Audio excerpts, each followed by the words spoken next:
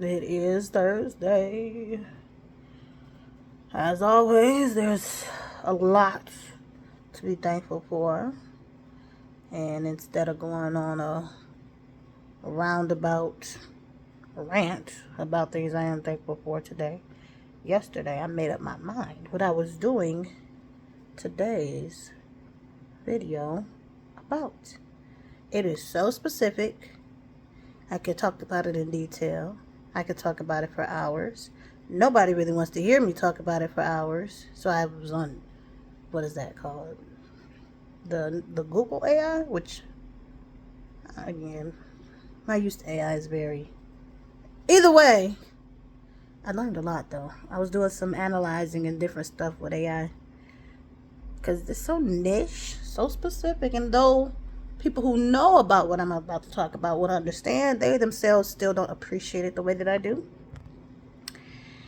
And I don't know why I'm laughing. I thank God for Commissioned, the gospel group.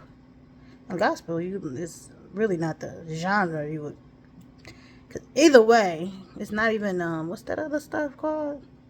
The real mainstream style, is it CCM?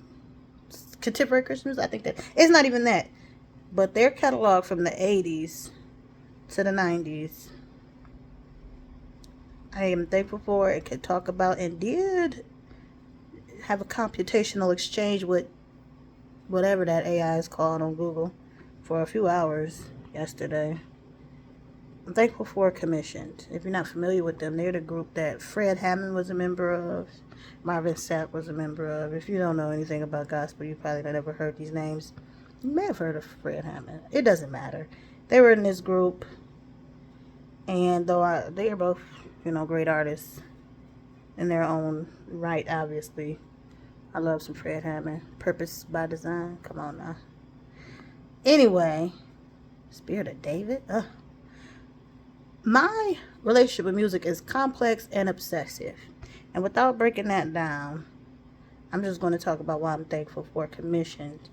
And I may give myself permission to do a part 2, a part 3, a part 4, a part 5. Because it runs deep. They are easily my favorite artist or group or whatever across all genres and across all eras of my life. And I can give you, especially after my exchange with the computer yesterday, I could give you some real specific reasons why with the appropriate terminology. I should have wrote that stuff down. Anyway,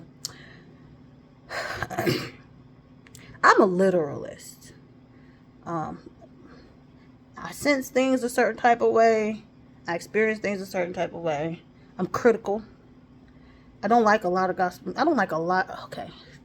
I love music, but I don't like a lot of music for certain specific reasons, even though there's certain things I like about it. So, beats. Beats are a popular part of music. The melody, the rhythm, the sound, the arrangement. I like a good arrangement, I like some good bass and all that. But I have got to connect with what you're saying. I have never been a musical consumer who could ignore lyrics ever. And through the years it has changed, but there's always some limit or stopping point I have with a concept lyrically to where I just cannot even listen to or enjoy a song, even if the beat is great. Oh man, that's such an awesome beat. It's just too bad the lyrics cross a line for me. And that doesn't mean stupid or disagree with, because there have been songs I disagree with that I sort of would try to tolerate or whatever, blah, blah, blah, different phases of my life. Of course, these days are changed. It can seem arbitrary, but I can track the patterns. But across all of that, all those eras, Commission has been it. Different. Gospel music is really dumb to me. It can be very stupid. The more you read the Bible, the more you realize a lot of things people say in church and a lot of songs people sing don't have nothing to do with God or Jesus, and it's just things people came up with. Of course, you have the broader ones that, are basic and they do apply in basic ways. And even without nitpicking my likings and dislikings of music, commissioned across their catalog is one of the most lyrically, biblically, and practically robust artists I've ever listened to. They don't rely on stupid church tropes in a lot of their music.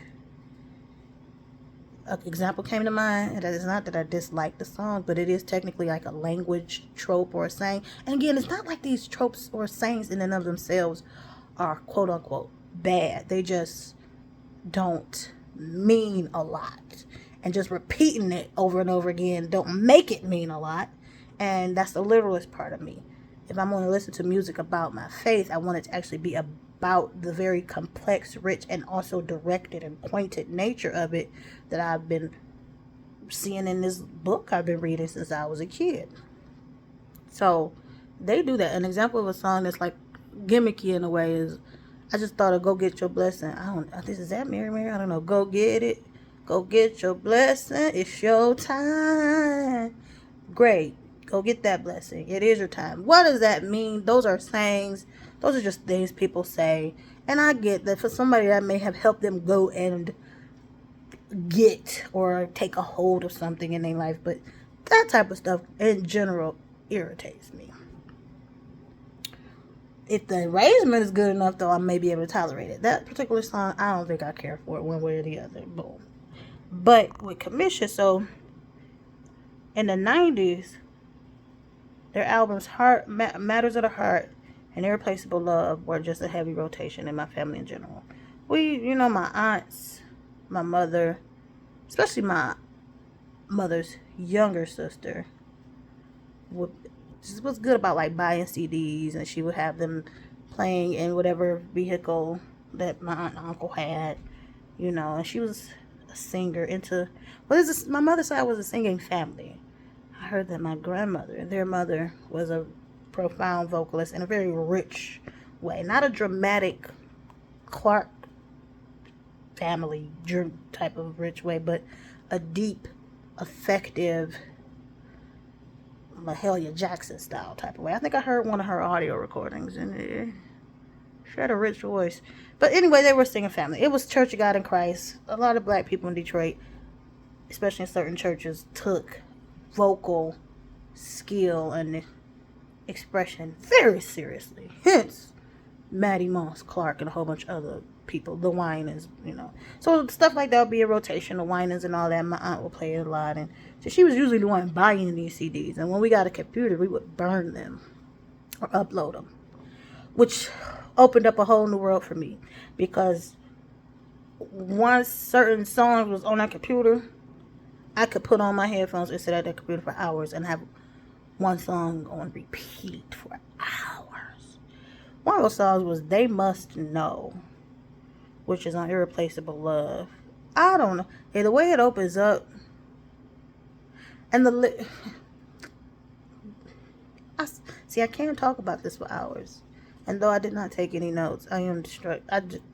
It's so many details, but when it says like, oh, how it feels to be loved, I can't explain, they must know, is accessible language without being churchy. I love it. And the beats can be very warm and enveloping in a way. Like They Must Know was one of them. And I would put it on while I would be writing at the computer, working on whatever writing project I was doing. I just have it on repeat. And so that was my experience with like those couple of CDs. And then I think towards the end of the 90s, my aunt had a copy of their 7 CD with a few other songs. And we ended up downloading Napster, which was a problem for the computer, but it was a blast with just us downloading all kind of music. And there were some random commission songs that I downloaded from albums that I had not even heard of. Songs like Hide the Word. That was the main one I remember. Oh, and Love Isn't Love. Oh, that was another one. And Will You Be Ready? So I started to download some of their songs I hadn't really heard of on Napster, because when you would search an artist, certain songs would just come up. even if you search their name and the name of a song, you would get a whole bunch of other stuff too. So I'm like, let me see what this is. Let me see what this is. And Love Isn't Love, Hide the Word, Crucified with Christ. These songs just resonated with me, and I could contextualize them to the ideas I read in the Bible, and also my own life experiences, even at a young age. At a very young age. Oh my goodness. So it just resonated with me in very deep ways. But what I'm so grateful for now is that 30 years later, these same songs, which I never stopped playing, and even discovered more of their older catalog. Actually, recently I discovered some of their older stuff. A couple years ago, I went a lot deeper. I don't know what I said. 2010, I think, was a time when I went deeper into songs like I Am Here and some other stuff.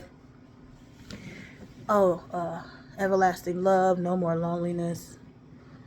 And then 2023-ish, 24-ish, because I realized that Spotify, I was on a Pandora person for a while, but Spotify, once I was on there, just had way more stuff. And so a lot of their earlier 80s songs, like More Than a Conqueror, Here I Am, More Than a Conqueror, There's No Excuse, The City, which I still can't find on Spotify. It's on YouTube. The more life I've lived, the more meaning these lyrics have brought, because they're again accessible without being complex and strange. And they're relatable and practical, and they speak on real things like, and there's no excuse. They talk about child abuse and suicidal thoughts and marriages falling apart.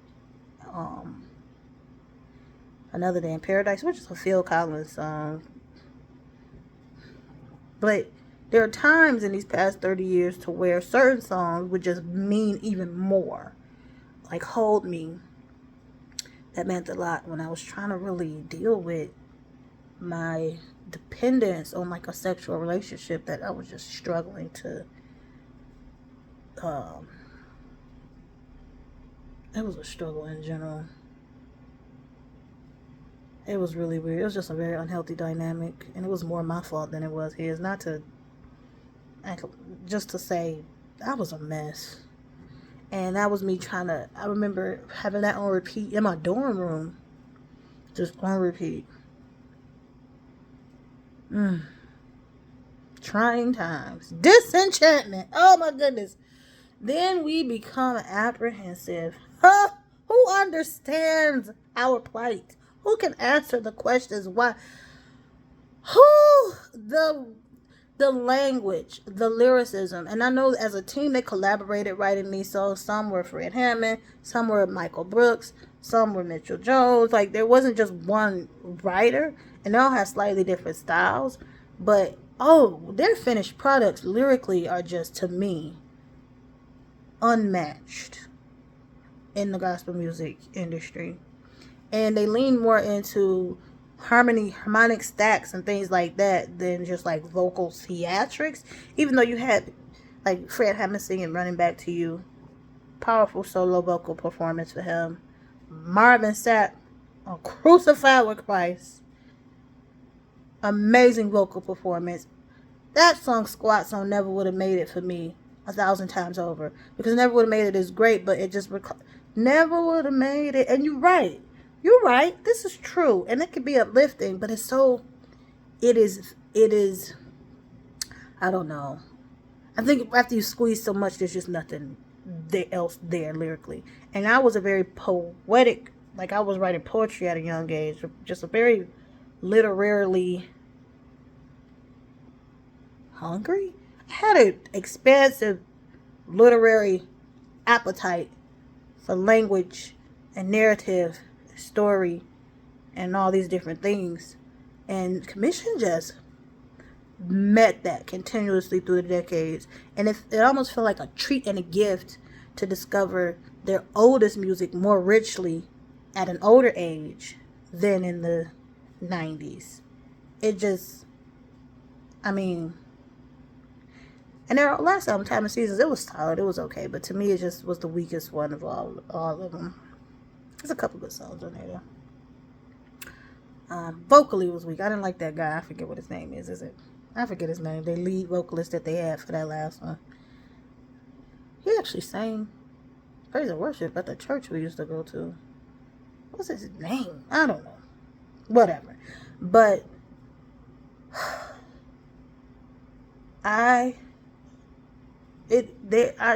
just, the way they use bass in a lot of their songs, the sound of harmonies, these were sounds that just my brain and my nervous system just love. So lyrically, production and arrangement, and then the vocal performances, it just hit across the board, and it wasn't generic.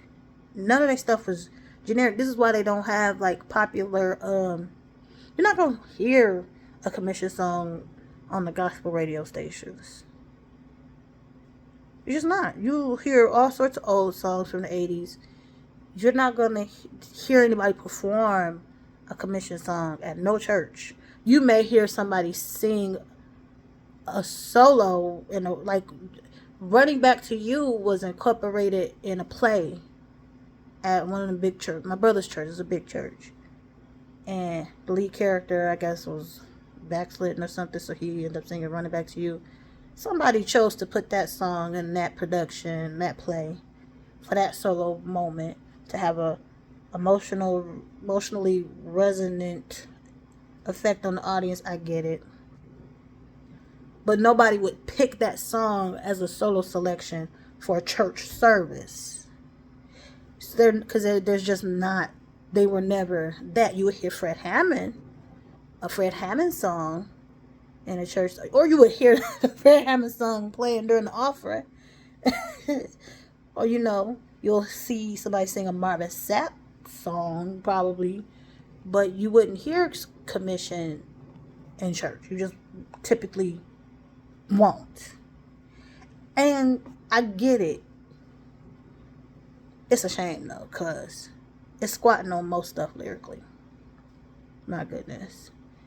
And some people can say, well, that's because it's commercial. I mean, there's a lot of other, like, the Winans are very commercial. The Winans are more recognizable as a name in general, I think, to people who may not actually follow gospel music. Even though, I tell you who know about Commission, black musical producers and artists, especially your strong 80s, 90s, even probably early 2000s, because we all know that black gospel, has historically strongly influenced a lot of black mainstream music, which would then eventually turn into pop and rock and all these other things, rock and roll and all that fun stuff. So we know that. So your favorite music artists know about a lot of these niche gospel artists. And a lot of them came out the church anyway. You got your Drew Hills, your Casey and JoJo, your Jodeci's and all these black male groups. They know about Commission. A lot of them cover their songs. Cry On was remade by 112 and by Silk. And when you just listen to Blackstreet, not Backstreet, Blackstreet, you can hear the earlier, like, Winans Commission style influence in some of their stuff. So it's a known thing. Like, even now, if you listen to interviews and podcasts and Tank and a lot of these people who are talking more now and asking people a lot of questions, you'll hear some of these names come up. These producers, I guarantee you, your Teddy Rileys and all of them, they know who Commission is. They just know. So the musical people, the people in the black music industry, especially, maybe who knows what's happening these past couple decades, but your slightly older ones, they know. And so it's so weird that they're so renowned and respected, and they don't have this popular public traction. And I get why, but it works for me. It has worked for me to where when I had my car in Chicago, it had a 5 CD changer. I had 3 CDs in there. Because whatever I liked, I could just put on repeat in general. If I like something, if an album is good straight through, I could put that album on repeat. especially since CDs, you can't really repeat one song without jacking up the CD. Which still I used to do. I used to mix some CDs and jack up some CDs on one song. But when I got this car in 2013, I don't remember, I had Matters of the Heart, Irreplaceable Love, and Mariah Carey Butterfly. And I could just keep these on repeats. Not like each CD back to back, like one would play and the next would play and then. For the most part, I would pick a CD and that would just be on repeat for a while. And if I didn't push a button, I didn't mind the Mariah Carey Butterfly coming on. But the issue with the Mariah Carey Butterfly, oh my goodness, you have the vocal. It's Mariah Carey. You have the vocals. You have the vocals. You got the vocals. Oh, that's my favorite CD of hers, period. And you've got the production and the arrangement. You know, she's a lyricist. And so her lyrics, and this is actually a good example of how I would compromise on lyrics. And the compromises I would make with these songs. Because for the most part, if I didn't agree, it just would bother me. A lot of stuff I just didn't agree with. Or I couldn't even say, okay, that makes sense. I want to at least be able to say, I guess that makes sense to like a song for real. But her lyrics are very reflective and all that fun, emotional, dramatic stuff. Like, what's that song she got on that CD? I think it's Outside. I think just her being mixed really jacked her up and her identity. So I feel like that's what that song was about. You'll always be somewhere on the outside.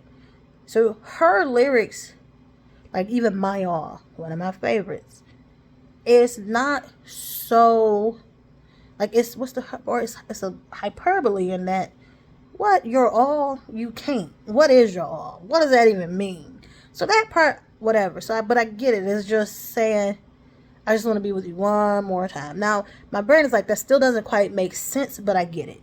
That's where I usually could compromise on lyrics. I get it. You're desperate. I can contextualize the desperation. I don't quite know what that feels like, and whenever I did feel it, I knew it was ridiculous. So I didn't see that as love. So that's another thing. A lot of the music that's about love, I don't see it as love. Like, that's not love. That's something strange. So even if I could relate to it, it was hard to not see it as ridiculous. So what's her other song? It's not on that CD, but her song, Always Be My Baby. We were as one, boy, for a moment in time, and it seemed everlasting that you would always be mine. I get it. There is something perpetual about the desire to be with a person, especially in a moment in time where it seems real and it seems like they're the significant one.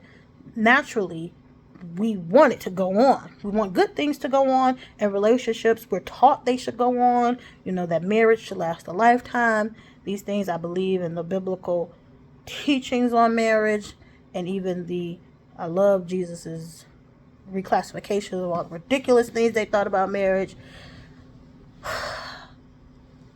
But, and even though when that song came, I could try to make it about this guy that I was in a sexual relationship with, it wasn't healthy, and I knew that, and it was stupid, and it was ridiculous, and I wasn't in a relationship with that guy, and I didn't want a future with him, and there was no practical notion of how even the next week or another year or another month would work. I just enjoyed having sex with him. So even that, well written in a way.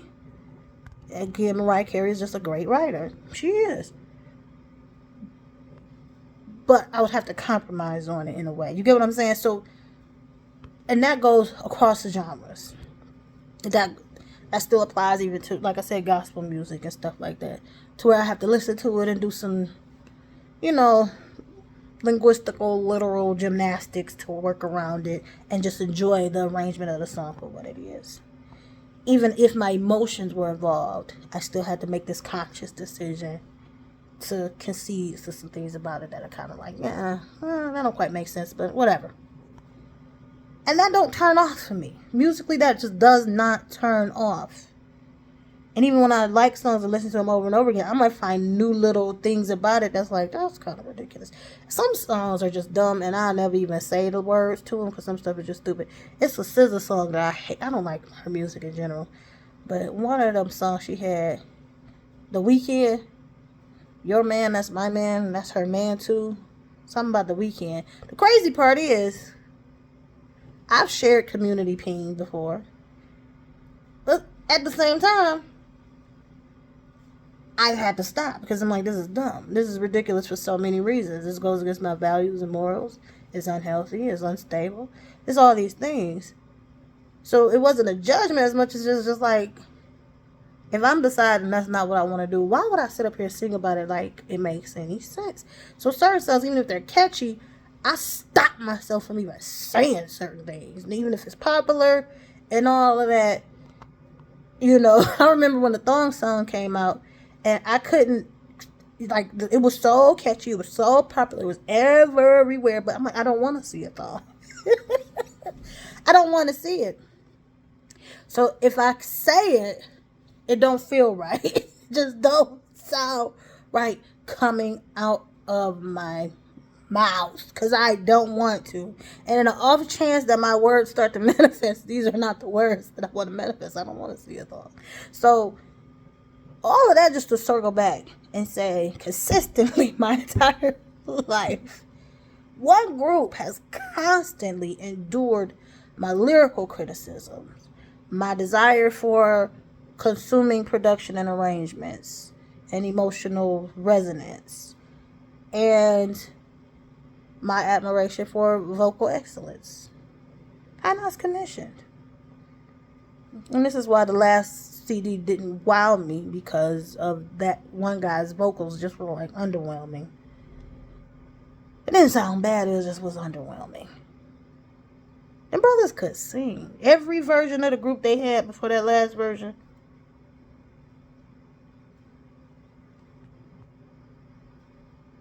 And again, they're not the only group that can sing. The Winans. Oh, the Marvin, the Wine, they can sing.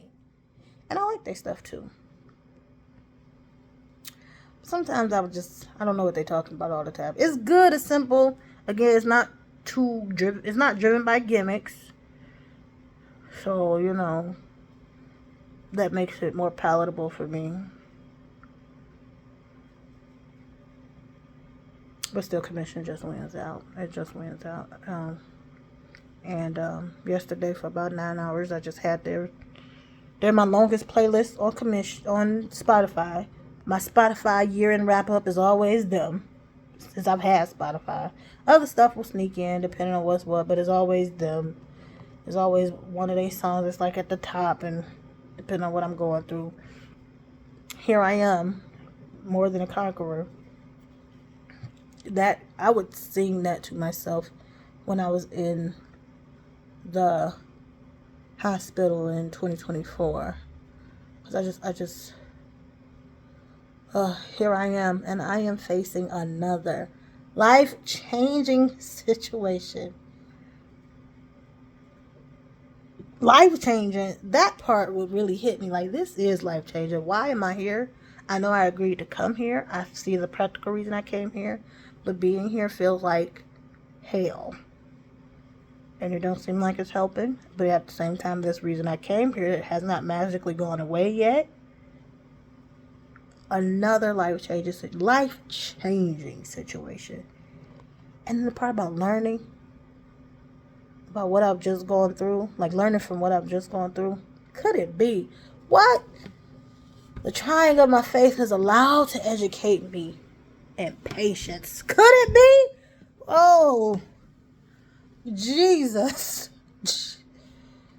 Whew.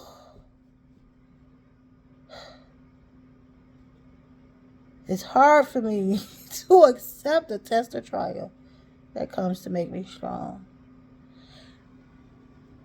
I thank God for commissions. I'm very thankful for commissions. And that it just does not get old. Their music does not get old. And it has blessed me so richly throughout my entire life. And even now in new ways it's blessing me.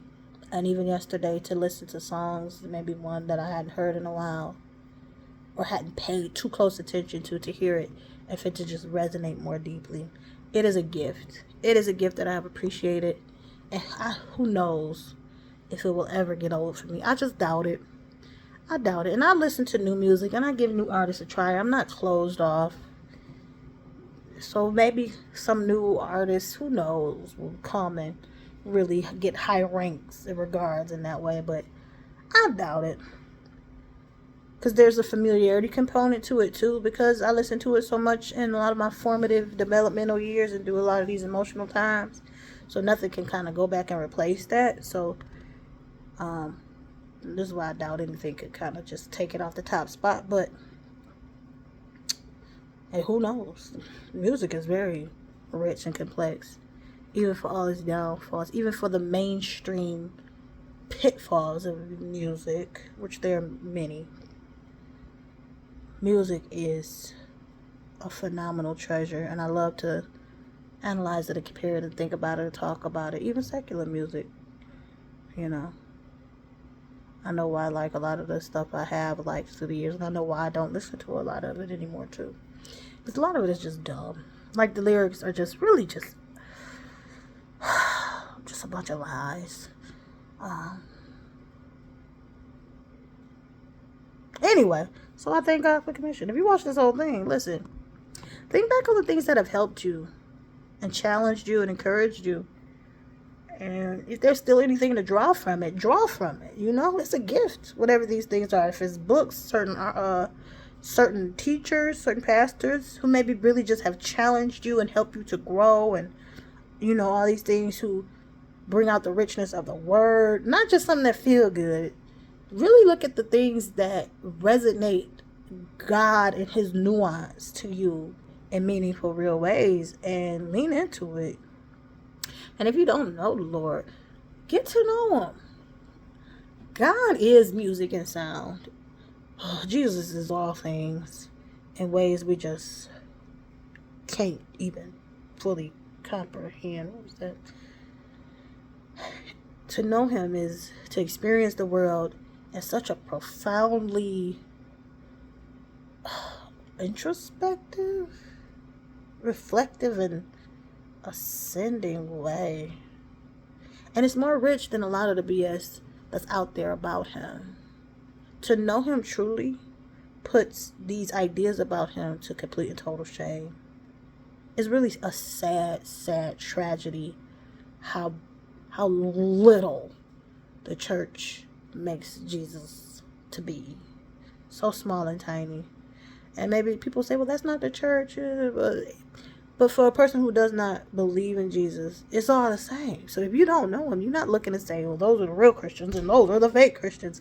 Maybe you do. I don't know. But why would you care? Because you don't, they all look crazy. A lot of them are dishonest. Some of them seem to have a sense of peace. And you look too close and you realize a lot of them are acting. So if you don't believe in it, the distinction doesn't matter to you. A lot of times it makes Jesus look like a weird idea, which is sad, because to know him truly is the most magnificent aspect of living. And to even know his word richly, and to believe it, and to hang on to faith even as things around you try to disprove that faith, is a personal thing that needs no affirmation by forcing somebody else to see it and believe it. And I pray that you would meet that Jesus, that real one. All right, I think this is going to be part 1. I'm going to come back with another one about commission. Maybe not